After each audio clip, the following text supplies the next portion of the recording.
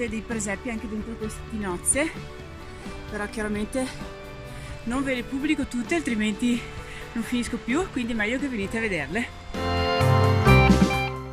Le tinozze, ecco, vi parlavo prima, intorno a me il nulla.